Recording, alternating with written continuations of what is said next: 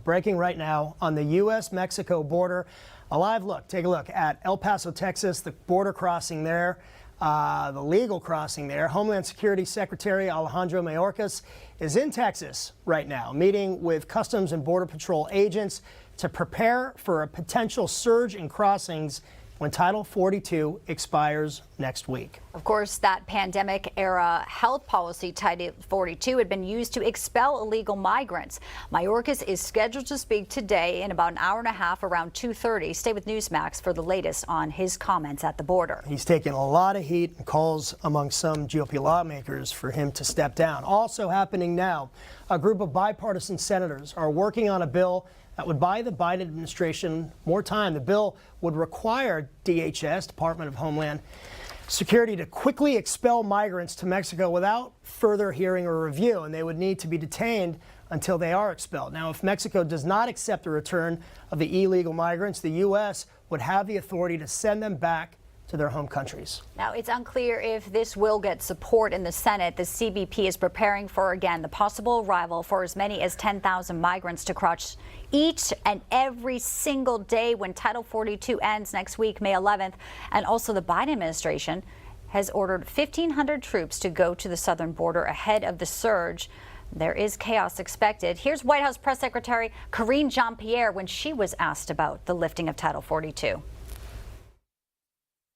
This would not be necessary if Congress would act. As you know, on the first day of walking into the White House of his administration, the president put forth a comprehensive immigration legislation, and so that we could have resources and so that we could be able to help the men and women of Border Patrol to do their jobs. Joining us now to discuss the border and other issues happening with our military, the man who killed Osama bin Laden with SEAL Team 6, Robert O'Neill. Sir, great to have you in with us today. Anytime, Bianca. Thank you for having me. Of course. A lot to get to, but first, it's pretty astounding when you hear our press secretary there talking about the comprehensive plan that this administration has put forward. At the same time, they're sending 1,500 troops to the border, not even to defend it.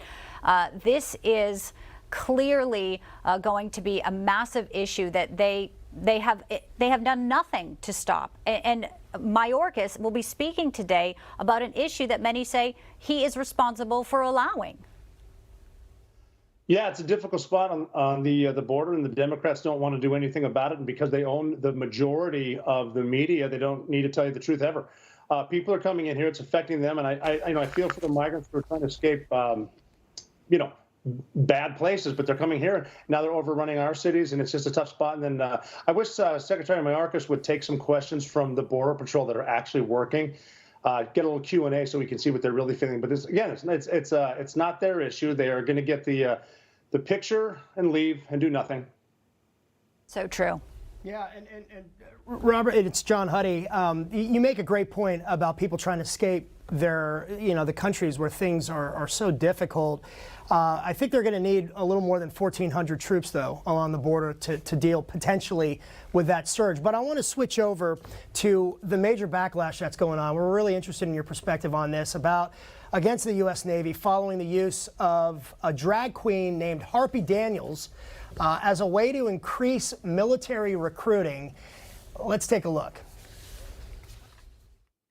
When I was 6 years old, one of my moms had an accident that left her paralyzed. Doctors said she might never walk again. But she tapped into my family's pride to get back on her feet, eventually standing at the altar to marry my other mom. Yeah, so that wasn't exactly the right video, but it happens. But you get the point, and we're talking specifically about this quote-unquote digital ambassador. 14 GOP senators wrote to the Navy Secretary concerned about both the promotion of a banned app and behavior. It goes on to essentially slam the drag queen digital ambassador hire. It's something that you talked about, that you tweeted about. You got a little backlash on it, but bring our viewers to explain your perspective to our viewers. First and foremost, I'm a believer in freedom, and whatever you want to do, you should be able to do it. But we do not need to be promoting someone's. You don't join the military to show yourself off. The first thing they do is they shave your head. then they put you in the same uniform because this is a uniform military service. And one of the pillars is deterrence. And putting someone dressed in drag on a Chinese infiltration platform is not going to deter China from doing anything. They're not doing this in China, but they're not only allowing us to do it, but they're encouraging it through their espionage. And look, drag shows, awesome. I've been to some. They're fun. There's a time and a place for everything. This is not the time. That's the point that I'm making. I'm not anti anybody. It's just like we got a military to go break stuff and to kill people. Let the diplomats do this nonsense. And the way that I put it is we're supposed to be fierce, not fabulous. Yeah, I want to ask you a quick follow-up. Do you see that changing? Do you see the pushback changing, and the U.S. Navy and the U.S. Armed Forces, for that matter, really changing its policies when it comes to some of this stuff? You know what? I hope so, but I doubt it because everyone's so structured. And when it comes down to people wanting to get promoted or get their next ribbon, that's what they're going to do. They're going to toe the party line, which ends up at the political level. So what the politicians want, the politician wants to get reelected. I don't see it. I mean, unfortunately, so something major happens in this world, which is coming, whether it be the dollar collapsing or, China invading Taiwan. Yeah, it does send the message to our enemies that we are not, like you said, ready to break stuff. We just want to ask you, before we let you go, Monday marked 12 years, Rob, since you shot and killed Osama bin Laden. Just tell us your reflections on that day now, 12 years later, if you would be so kind. We still have men and women out there right now in the military wearing the uniform with honor. They would do exactly what I did with my team.